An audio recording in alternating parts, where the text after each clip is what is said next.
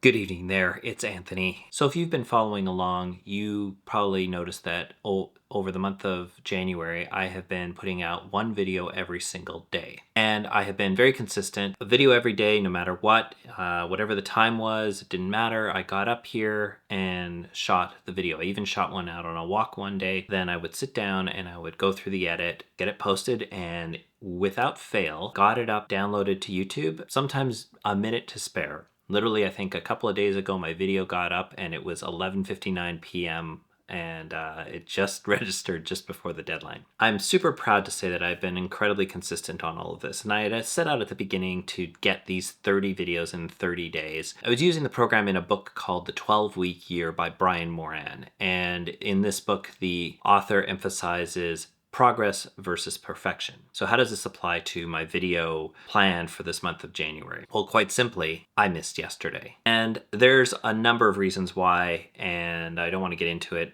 Had a big project, had to prioritize the project over getting the video done. And so I thought instead of wallowing in the missed opportunity and lamenting the streak that is no longer there, I would go through some of the tips that Brian teaches in this book and talk about what to do when you miss a daily action. Because missing a daily action is actually a natural part of the process in putting together your ideal 12-week year. And in his book, Brian encourages taking a bit of a mindset shift and focusing on accountability and recalibration rather than guilt or discouragement. So the first thing you want to do is evaluate without emotion. So missing a daily action isn't a failure, it's an opportunity for reflection. It's an opportunity to ask yourself, what caused the miss? Was it due to poor planning, lack of discipline, or an unforeseen circumstance? And the goal is to identify patterns or obstacles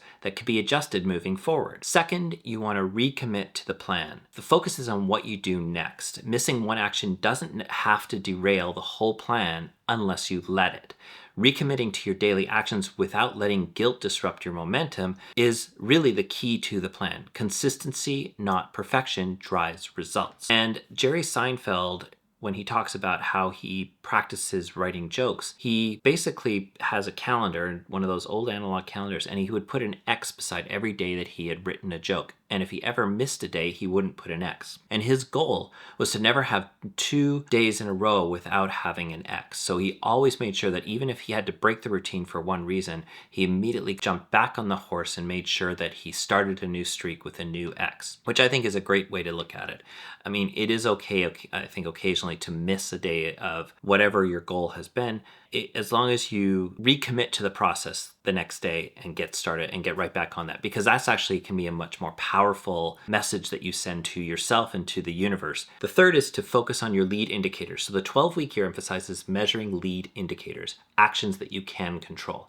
So for example, if you have a workout program, you can control working out, writing daily, or making calls if you're a salesman. Not lagging indicators, which are the results of those activities. So for example, working out, you can control the workout, doing the workout, but you might not be able to control the weight loss that you are aiming for. If you are a daily writer, you're trying to set a habit of writing daily, you can't always control the response to the thing that you wrote. So if you're trying to write online, you can't control what the response is going to be, who's going to like what.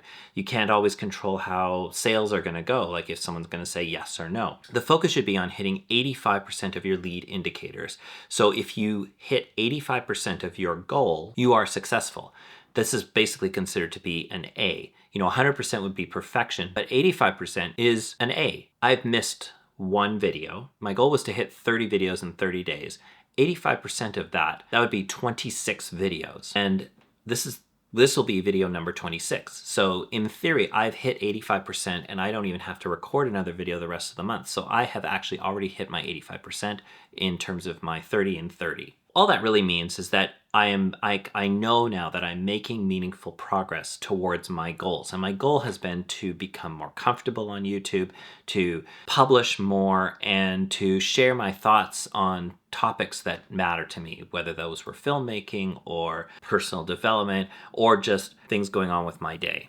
And of course, in order to do that, you kind of have to keep a bit of a weekly score. So instead of obsessing over individual misses, so I was 0 for 1 yesterday, instead of obsessing over that 0 for 1, the 12-week year recommends tracking weekly execution percentages. So if your weekly score is 85% or higher, you're on track. Missing a day doesn't ruin the week, and aiming for 85% allows for flexibility while maintaining focus. And this goes back to taking shots. If you're a basketball player, you're always trying to take shots every day. If you're a hockey player, you're always trying to take shots. And if you're a baseball player, you're trying to go for at-bats. Doesn't mean that the at-bats are always successful, doesn't mean you always get a single, doesn't mean you always get a home run, but your focus is to keep getting up to the plate, and over time your average will improve because you are working at the craft and you're making meaningful progress. One of the things that is recommended is to use an accountability partner or group. And sharing the miss with your accountability partner or group can be a bit of a humble moment because you have to kind of admit that you haven't hit what you meant to. Discussing it, though, can help analyze the root cause and renew your commitment because it reinforces the habit of staying on track. You've created accountability. Now, I have accountability to the 2 people that I have told I was going to do these videos for, but more importantly, the videos themselves are the accountability. I have to get on today and explain or talk about this whole process with you and use this as an opportunity to tell you, if you're watching this, that these are some tactics that you can use for your own practice in terms of whether or not you are trying to develop a writing habit for your screenplay, or whether or not you're trying to take daily progress towards getting your feature made, or whether or not you're trying to make progress towards making phone calls or sending messages to potential donors or investors. Finally, it's really all about embracing the principle of forget perfect. We're reiterating that striving for perfection often leads to paralysis. If you try to be perfect, you won't do it in the first place.